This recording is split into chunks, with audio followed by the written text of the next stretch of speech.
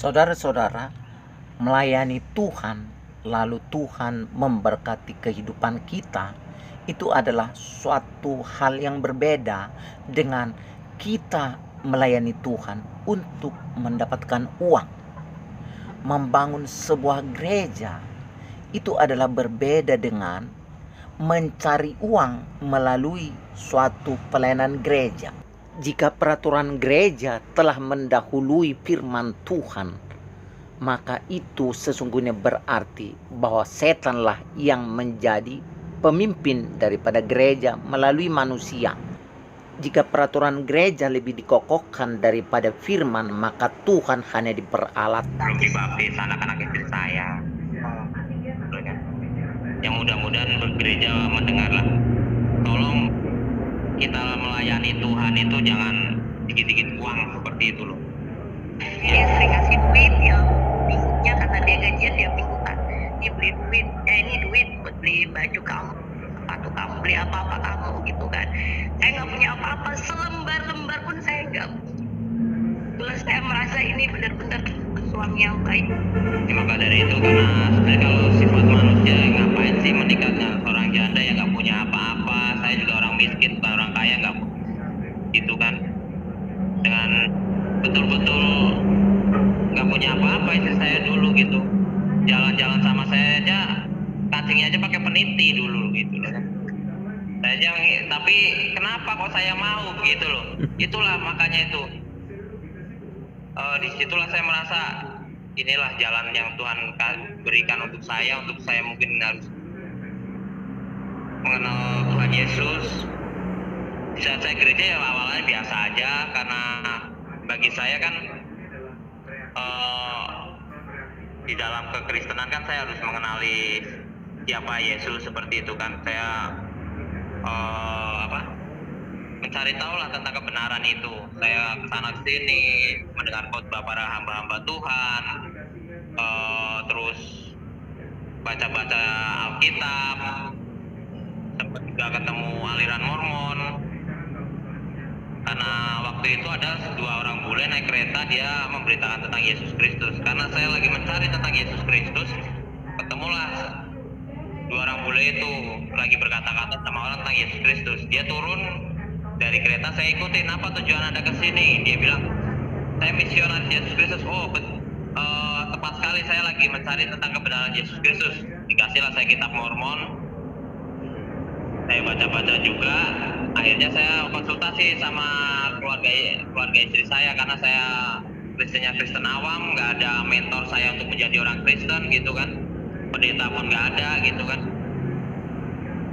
Ya akhirnya keluarga saya bilang jangan, ini kayaknya aliran yang asing bagi kekristenan. Saya juga nggak tahu Mormon itu apa. Dalam abang istri saya bilang seperti itu. Mohon maaf saya foto dulu dia cerita sekarang ini udah nikah, tapi sebelum dia nikah sama saya, keluarga saya juga tadinya nggak ngedukung sama dia. Kenapa? Pertama, dia masih muda, lebih muda dia daripada saya yang pertama. Kedua, dia itu kenapa dia mau sama saya, tanda kutipnya, takutnya nanti udah jadi Kristen, udah dinikahin, nanti tinggalin saya gitu, bikin saya tersiksa lagi. Saya belum percaya sama dia, sampai akhirnya dia tuh harus, kata mama saya, kalau kamu sayang sama anak saya, kamu harus dibaptis dulu. Nah, cara dibaptis juga dia butuh perjuangan, karena dibaptis itu pakai duit, dan dia kan nggak mampu. Karena saya juga udah dibaptis dulu kan, bayinya saya udah dibaptis, dia kan belum. Mau dibaptis aja harus pakai duit, mau apa-apa pakai duit. Akhirnya dia berusaha sendiri, bisa. Setelah dibaptis, nggak lama kemudian 3 bulan habis baptis baru kita menyatakan pernikahan gitu. Ya mungkin ini juga saran yang untuk gereja-gereja juga kali Bang, boleh Bang ya? Ya silakan. Maksudnya ya anak saya kan belum dibaptis, anak-anak istri saya. Yang mudah-mudahan bergereja mendengarlah. Tolong kita melayani Tuhan itu jangan dikit-dikit uang seperti itu loh. Jadi kalau mau dibaptis dulu, soal administrasi ya belakangan. Jangan administrasi dulu baru baptis seperti itu loh Bang. Itu yang terjadi. Bukannya kalau untuk ini gratis ya? Baptis Ya, itu.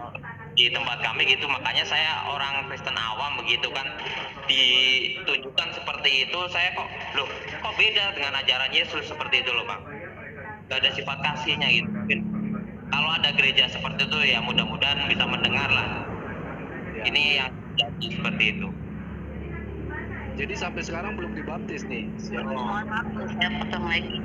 Kan saya kan sama suami belum begitu orang kaya ya. Saya mau niat mengubah anak saya itu menjadi Kristen kan, karena bapaknya masih itu anak harus balik sama saya. Terus saya mikir, gimana caranya anak saya mau diambil lagi sama dia.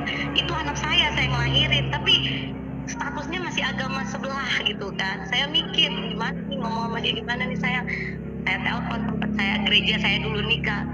Amang, saya mau baptis anak saya, kira-kira bayar berapa? 2 anak 1 juta. Saya bilang, lah nggak ada duit. Saya bilang nggak ada duit nih, ngomong sama dia. Gila, saya nggak ada duit kita nih, gimana dong?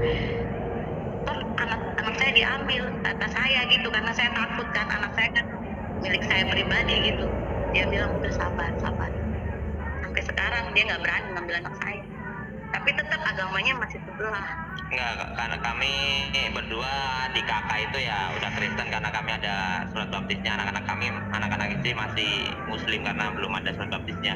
Dari pihak sipil kan nggak mau ganti Kristen kalau belum ada surat baptis seperti Iya, itu. belum ada baptisan gitu. Jadi mungkin ya kalau untuk ya mudah-mudahan gereja yang seperti itu mendengar. Ada gereja yang nggak seperti itu. Oh nggak seperti itu. Di tempat saya seperti itu kejadiannya. Pas kejadian seperti itu yang kita dapat. Harus maksudnya duit dulu baru baptis. Harusnya nggak usah ada duit dulu. Tolong kita melayani Tuhan itu jangan dikit-dikit uang seperti itu loh. Jadi kalau mau dibaptis ya baptis dulu, soal administrasi ya belakangan. Jangan administrasi dulu baru baptis seperti itu loh bang. Itu yang terjadi. Bukannya kalau untuk ini gratis ya? Baptis Ya, itu. di tempat kami gitu, makanya saya orang Kristen awam begitu kan, ditunjukkan seperti itu, saya kok beda dengan ajaran Yesus seperti itu loh bang. Gak ada sifat kasihnya gitu. Kalau ada gereja seperti itu ya mudah-mudahan bisa mendengar lah. Ya. Ini yang jadi seperti itu. Jadi sampai sekarang belum dibaptis nih. Siapa? Mohon maaf nih, saya potong lagi.